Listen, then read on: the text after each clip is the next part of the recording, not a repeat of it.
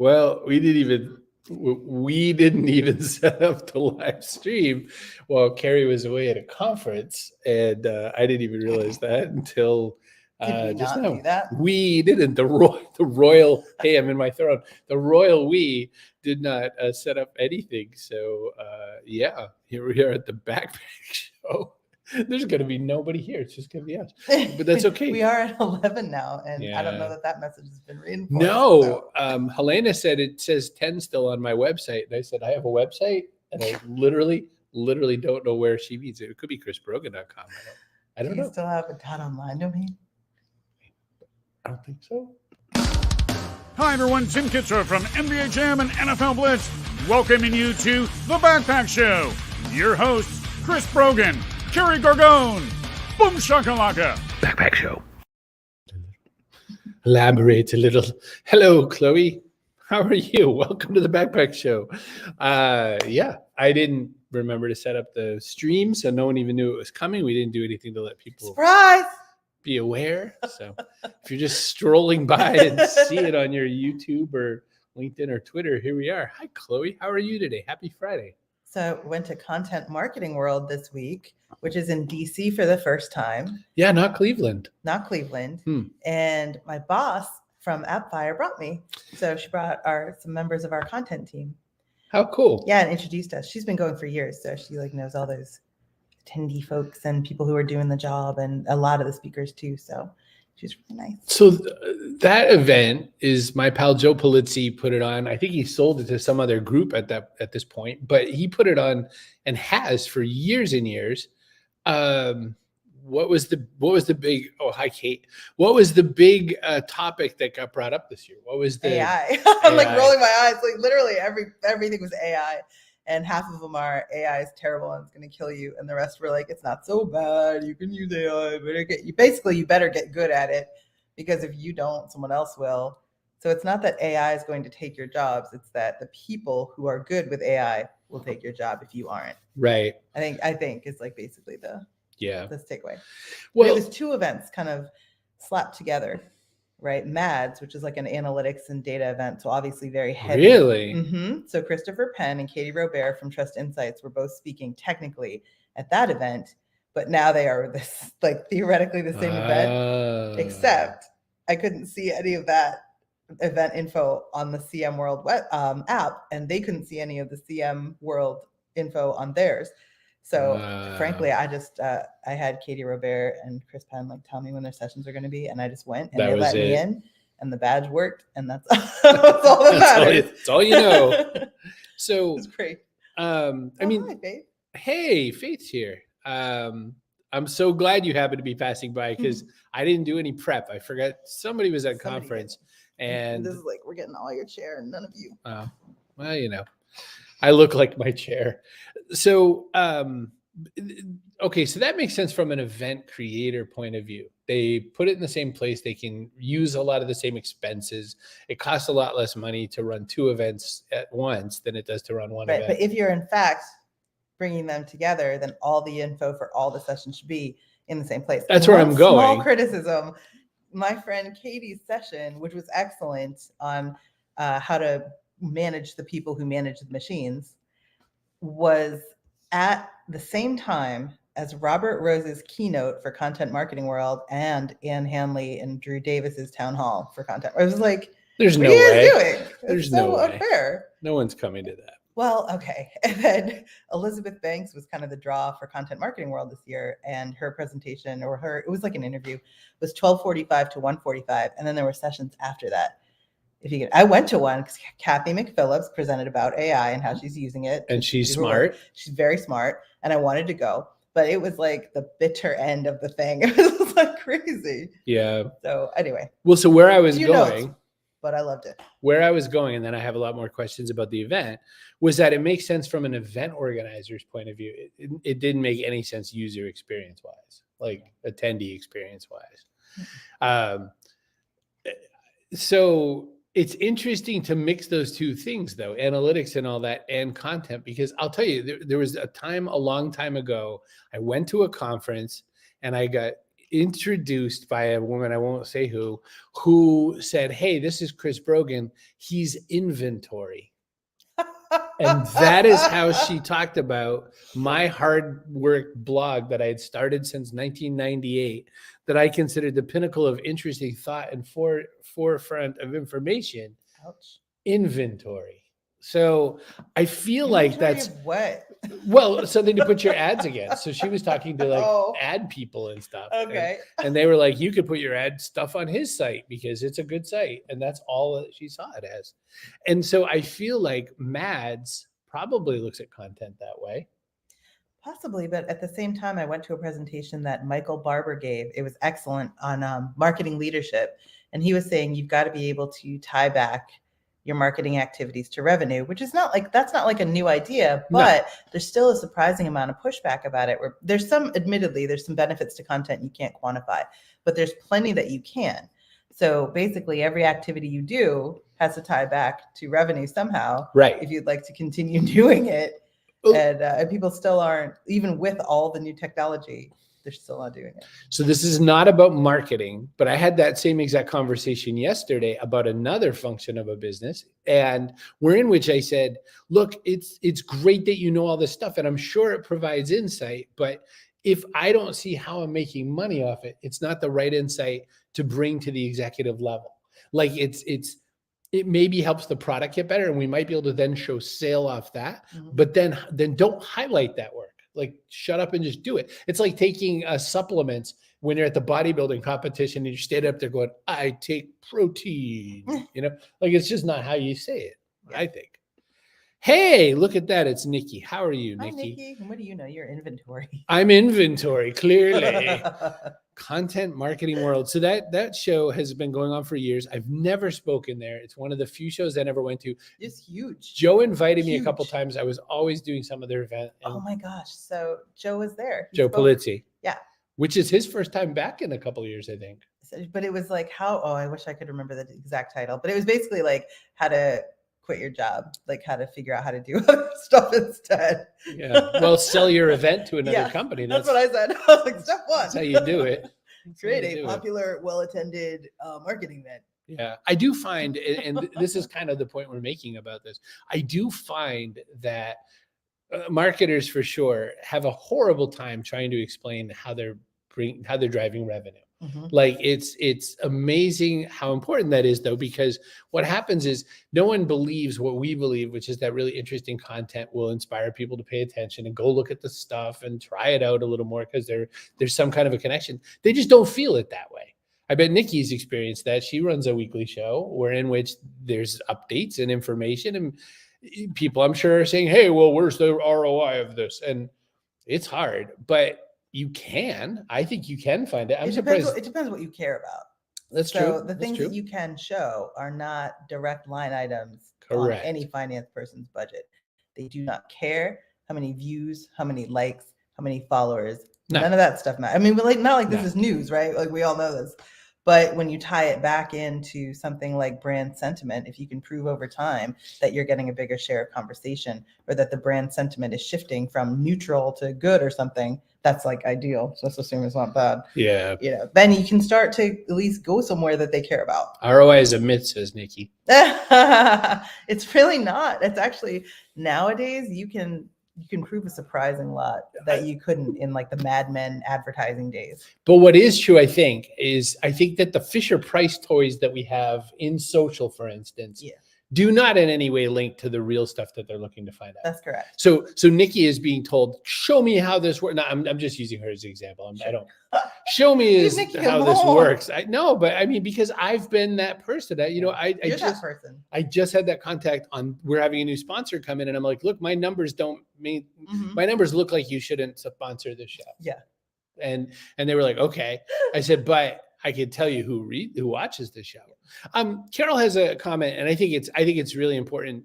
She said, how was the attendance? Because the crazy price of hotels has to be having a negative impact on the attendance. The attendance was dynamite. It was 4,000 people. Isn't that ridiculous? Packed. I had a little bit of I'm a little fussy about that stuff, about how expensive stuff is for a business. My boss brought us And I realized how, that's tough, like to prove the ROI of bringing more than just yourself to an event. It's heavy duty. So I was very aware of the cost of hotels. And I actually had to get special dispensation to book outside our system so that I could save money, because how crazy expensive like some of those things were. So yes, it's expensive, but worthwhile. Oh yeah. I mean, there's nothing that really replaces the face-to-face moments that you can have in a hallway. For one thing, I met lots of people through my boss who brought us, Allie. She has been going for years, but she's also an active participant in the community. So there's a Slack community run by Jeremy Bednarski, I want to say. I've been connected with him online for years. I don't think I've ever said his last name out loud before. Love you, Jeremy. And she has connections that she has networked with to help her get new ideas for things, solve problems she's having. She's also given back by mentoring someone new, like brand new to the job of marketing. So I got to see kind of firsthand how events aren't just events. Right. For them, it's like old home week. Yeah. Yeah, because for sure. If you have a distributed network or community like I have, like you have, then the in-person events are your chance to get those bonds a little bit stronger. You're going to have to fill in the blank for me on something here, because so Nikki said, just kidding. Of course, no one believes at marketing until they experience good marketing. And I was going to praise one of Nikki's colleagues who came over when we acquired Jexo, Jen. Oh, I can never remember. Vasquez, Jen V. I can't remember. Jen, who made the really cool video game art. Yeah. With Mel and Anya from Poland. That was Jen, formerly of Jexo. She made incredible art. I went all over the company saying, oh my gosh, you have to see Velasquez. Okay, thank you. Sorry, Nikki. I'm so sorry. She made incredible art out of an idea that I think you started the recommendation on. Like, we could do this really cool, classic video game kind of look, and it could look like this, and it could be about migrant.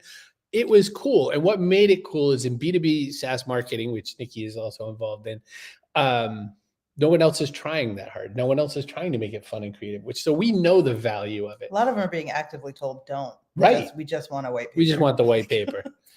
But Faith says it sounds a bit ironic for a boss to bring their employees to an event that's all about how to quit your job. That is not what the event is all about. That just happened to be what Joe talked about. One session in hundreds and hundreds of sessions. The guy who founded the event. Yeah, the guy who founded the event and then sold it.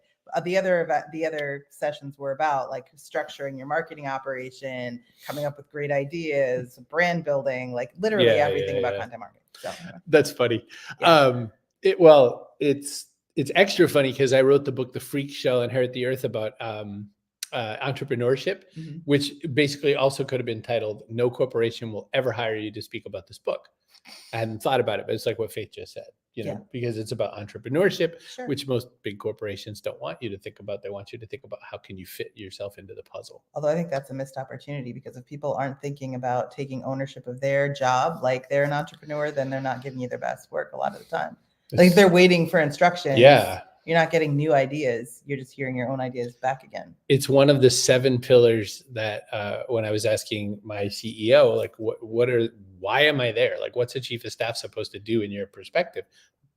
Entrepreneur in residence was one of them, because he wants me to go around and say, why hasn't anyone done this? Or how come we can't do this faster or something? So yeah, I don't want to be unclear about stuff. I just got in at like 2 a.m. So I'm pretty tired. I want everybody to know that I think Content Marketing World is a fine event. It was very worthwhile, and I'm appreciative I had the opportunity to attend. I did not go to the Quit Your Job session. I don't plan on doing it. But I heard it was great. Yeah. No, I mean, Joe's a great speaker. Joe can speak on anything. And there's things you can learn from that, even if you want to stay. I have even if you want to stay. Well, because I have a friend, Ben Fanning, who wrote the book, The Quit Alternative. Ben goes around teaching people, maybe you shouldn't quit your job. Maybe you could do this and really reignite your job. I should drag him on the show. He had me on his show. Well, that's how you choose your guests. No, I choose my guests in the weirdest ways possible, but hey, you seem nice. And you go, I've never had a fiddler with one leg. I do. And sometimes it works and sometimes it doesn't. Most of the time they're really excited. Other times they're like, what? This is a great question to put us back on track. Okay. Kerry, you may have already said this, but I'm curious what was the big takeaway from the show. But before you answer, I need to let you know something. We're sponsored by StreamYard. You can make a show just like this, even if one of you woke up at 2 a.m. Got home at 2 something 2 a.m. Make a show. cbrogan.net/StreamYard. Okay. Big takeaway from the show. Oh man. So, okay. I have to say that if you go to an event as big as Content Marketing World, you're going to find it impossible to see everything. So the show as a whole probably doesn't have one big takeaway. My tiny sliver of it was get good at AI, because if you don't, someone else is going to, but also it will help you do the tedious things that eat up time without growing your business, like without helping you grow your business. So you can then focus on the strategic things that will grow your business. Hey, Deb. That's for me, that was the takeaway. I think that's a great one. There's tools for writers, there's tools for designers, there's tools for operations people to streamline operations. AI contributes across the board, every single area of marketing. And if you're not figuring out how to use it, you're missing the boat. Oh, it's sentiment analysis, better tuning of writing, language translation. You can actually put your brand voice and tone guide into some of these tools, and it will get you that much closer. You're not ever going to get anything out of one of these that you could immediately post without editing, but it is a better start than you would get without it. Yeah. Carol raised a good point about what we were talking about work. Staying at a company a very long time requires self-reinvention. At my wireless job, I had 6 different roles while I was there over 9 years. I totally agree with this. I did lots of different things. And our company, so they call it... I'm surprised you didn't have 9 different roles if you were there for 9 years. Yeah, no, 6. 6 is it. You had to stick around for a little sometimes. I was at Marketing Props for 8 years. I had several job titles. Yeah. And roles. See? Yeah. So when you stick around somewhere, she's right. What are you going to do? There are individual contributors who want to stay in the same role. 100%. Yeah. 100%. But there's 2 things that have been on my mind about this a lot. So it's a great thing to bring up because it really does offer some things to think about. One is that our company very much promotes what we call mobility, which is, moving from one role to another role, not from place to place as much, because it's really hard. It turns out moving from A country to B country is hard for a lot of reasons. You need a legal entity set up there to actually process money and finances and legal stuff. You can't just willy-nilly do that in a larger corporation. If we've already got one there, maybe it's okay. Yeah, you can move from a country where we have a legal entity to another one, but that's not what we're talking about. We're talking about mobility and roles. Within your role, yeah. If you're a product marketing manager, can you go and become a channel manager? And the answer is yes, if there's a role, if you can show some aptitude and all that sort of thing. We love doing that at AppFire. It's the way that we've had the original core AppFire before all the acquisitions. A lot of it was startup-y, where people changed roles a bunch till they found where they belonged. Challenge is too, after a while, that musical chairs game stops when you need a certain depth of skill and knowledge. Yeah. Because I'm a great hack at all of those various jobs I had. I was least a career person in any of those jobs, and it shows. That's it's like a business maturity thing. So yes. When you're a startup, you need a bunch of jacks of all trades because you don't have the money, really, frankly, and you don't have the need to have a full-time person in any of those roles. Right. You reach the enterprise stage, and you need a dedicated person for a piece of what you're trying to do, and they've got to know what they're doing, or the whole machine's going to stop. 100%. Just a whole different set. And I was going to say, I probably can't say names, but we have this guy at work who he was doing a pretty good job at the role he had, and he said another role came up on kind of a proposed org chart change, and this guy said, "Look, I have that experience. That is my experience right there. I'm doing this because it was the role I was assigned when I got acquired.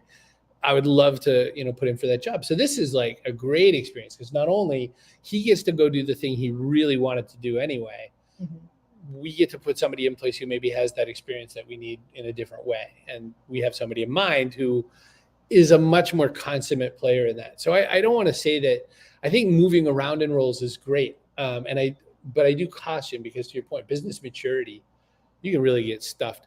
Back to the event, to that point. Did they talk anything at any of the sessions you went about things like roles, especially with AI?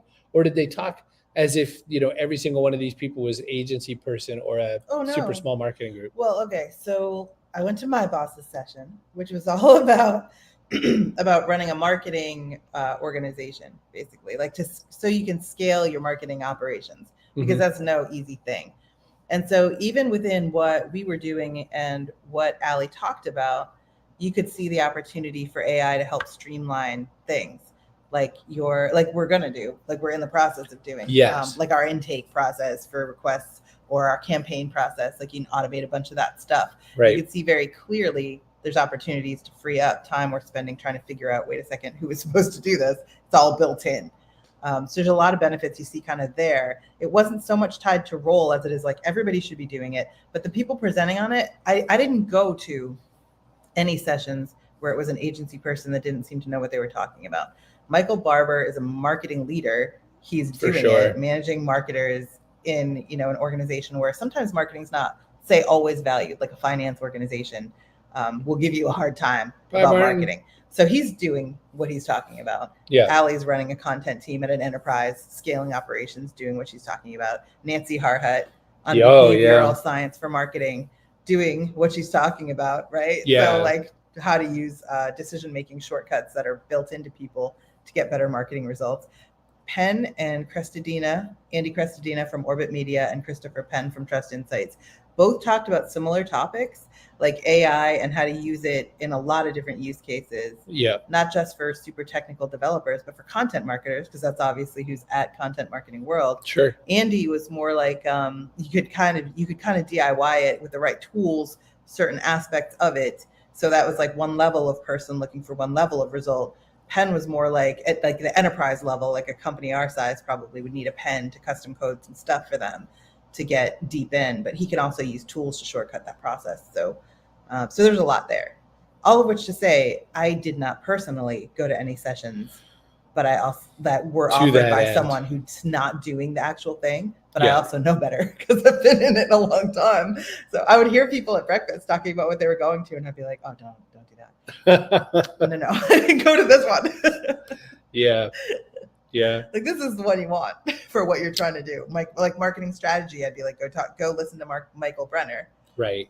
He was with SAP. Now he's doing his own thing. Has been for years. Like I know who to kind of send people to. Tim Washer, who's done really good projects and stuff. For content ideas. He had a session on how to get ideas, and you need them. Oh, I'm a big fan of that. Yeah. Oh, there was tons. There's so many good ones, really. Seems to me it's so funny. I just wrote about this on LinkedIn this morning. It seems to me prompt engineering is the new buzz phrase. Does that mean everyone has to become a prompt engineer, or is this a new position a company should think about hiring for? Oh no, everybody can do this. Everybody should. That's like, okay, Faith, take away everything about the AI part, especially if you're feeling like, well, it doesn't seem like you've probably had a lot of experience trying it yet. You could tell me otherwise. That would be like saying, do I need to hire someone to work the internet for me or use my email for me? Or it's actually more like, do I need to hire someone to search Google for me, or can I do it? Right. Because it's kind of the same. So the AI is a language model looking at words, and the more words you give it, the more precise you are, the better the output is going to be. That's kind of like the short version, I guess. For sure. And it's I would say that if you are not using it and you want to stay in the world of marketing, you're doomed. If you're not using it and you want to stay in a even vaguely technical company, you're really semi-doomed. But using it is not that hard. No. And it's a little bit of a catch-all term. There's a lot of ways to use it. You could get tools or you could get apps and software platforms that have it built in. You don't even need to realize that you are using it to use it. No. You get me? You just need to know the tools, and use the correct ones. But if you're looking for, say, so Andy Crestodina talked about this. You can build a persona in ChatGPT that has the characteristics, the demographic stuff, the business seniority, the interests of the person, that you want to write content for, load it in, and then create a prompt that's like, hey, what would Pam want to know about, marketing operations and how to scale them that's not being covered really well already in searchable content? And it'll spit out a bunch of ideas for things that aren't being adequately covered that you could cover that would add value for Pam specifically. And it saves you the trouble of trying to write a really specific, 20,000 word prompt or something every time to get to Pam basically. So it's kind of interesting. Like there's a lot of things like that you can do. Christopher Penn, of course, oh my gosh, my head was spinning, had a lot of things to say about it. Katie Robert's session on managing the people who manage the machines was excellent because she talked about different use cases, which is basically just situations you'll find yourself in where you need people to use AI for something, and how are you going to explain to them kind of what you need. So engineering your requests to get back a better response from your people. Which I did a really fun webinar with Penn and a few others live about that. So Faith, I just did this for you live while we were talking. I said, here's a prompt I gave to ChatGPT. You saw me type it into the screen. You are an aspiring marketer. You've been scouring the web for advice before you apply for a new role at a company hiring marketers. What would you be searching for? Answer in bullet form, please. Sure, here are some key topics and questions an aspiring marketer might search for when preparing to apply for a new role. Marketing strategies. What are the latest digital marketing strategies? Social media, content marketing, email marketing, data analytics. See, I said aspiring marketer. Hire one person to do every single marketing thing. Well, I mean, what I like is that they sprawled all of it so that you could go, oh, well, I'm wondering about marketing automation. I could then drill down onto it. You can get more specific. You can be like, of course, I'm going to be, looking at a role as content writer for a B2B SaaS company in the Atlassian ecosystem. What kinds of things do I need to know? And then you'll get back like a more specific. Yeah. Carol was saying this at the same time. The issue I have with prompt engineering is that it puts too much weight on the first try. I think the chat part of ChatGPT is the most important. You have to dig for the gold. It's iterative. And then she said, and then again, though, that was a pretty good ChatGPT response. It's almost but I'm a prompt engineer. Like I've been doing this. Like I would never, ever use that term outside of this little friendly circle, but I've been doing this. The other problem is it will learn actually. Yeah. And so you need to keep that in mind that the AI itself has been learning. Christopher Penn pointed this out. You need to know if you're going to be using something like that for, say, like chat on your website, you're going to use an AI. They have biases built in.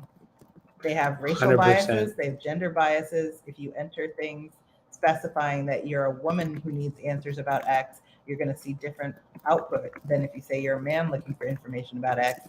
And you have to be very aware of that if you're planning to rely on any of this technology to interact like in an external way with your customers. But internally, there's a lot of great use cases too. Like Christopher Penn was saying, you could pull in all your reviews, for example, of your product and have the AI synthesize for you the top comments that you're getting, favorable, unfavorable, get a much better idea of kind of how your product is performing overall.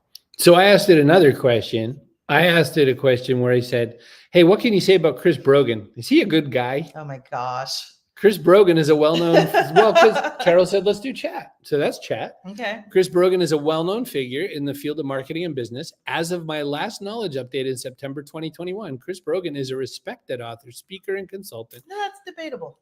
Yeah, true. Primarily in the realm of digital marketing, social media, and leadership. He's written several books and contributed to discussions on marketing strategies and personal development. Did you want to be like, I've written 9 books? 10 if you ever finally publish. Whether someone is considered a good guy is subjective and can vary depending on personal experiences. They know me. They know Who me. they've been speaking to. In the professional realm, Chris Brogan has been recognized for his contributions to the marketing and business community. However, it's essential to consider your specific interactions and experiences with him if you're seeking a more personal assessment. I recommend conducting your own research. Go be your own goddamn GPT. I don't want to talk to you anymore. I don't want to talk to Chris Brogan. You do it. That's really funny. Ask it to write a passage in your voice. Research. What does it think you're going to do exactly?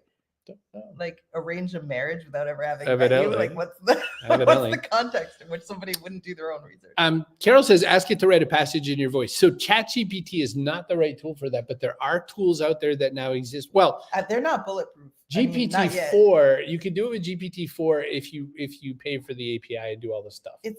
Even so, I've seen a couple people do that. Laura Belgray, who's a well-known copywriter with Talking Shrimp, and Hanley with Marketing Profs.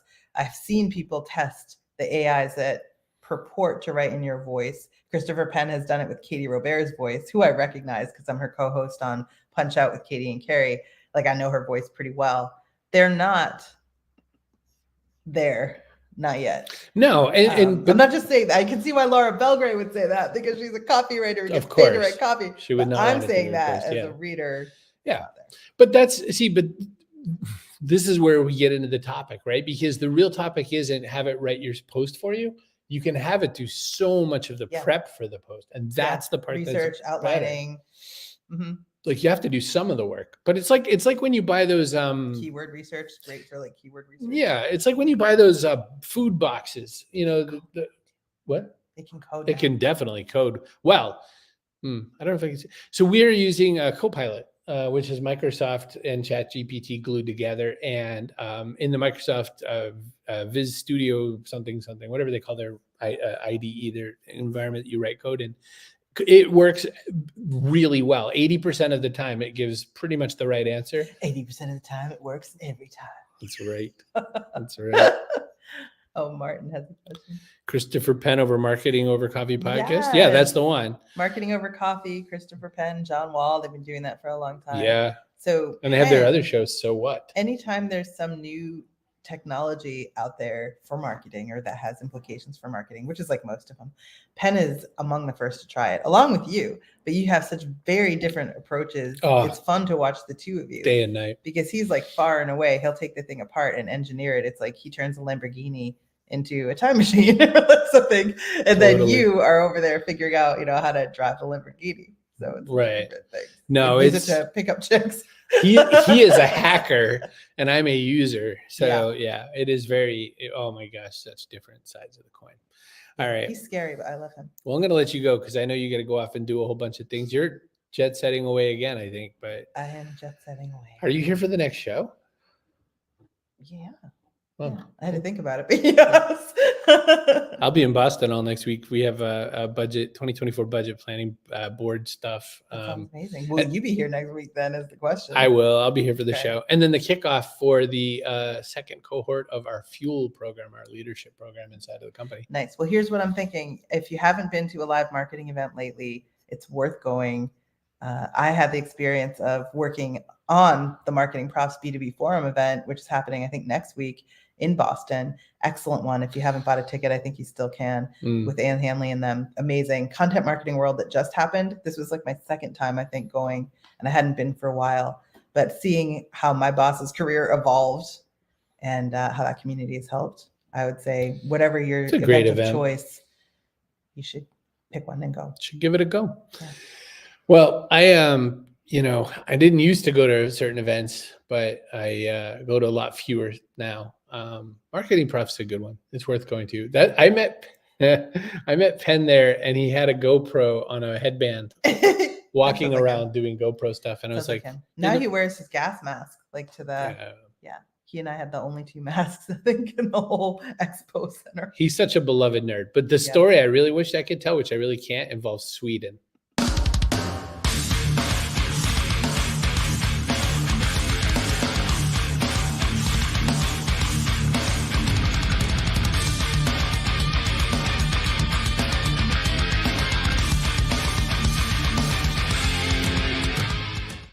That's why you're no longer welcome there. Yeah. You're not supposed to do that kind of thing. They had guns.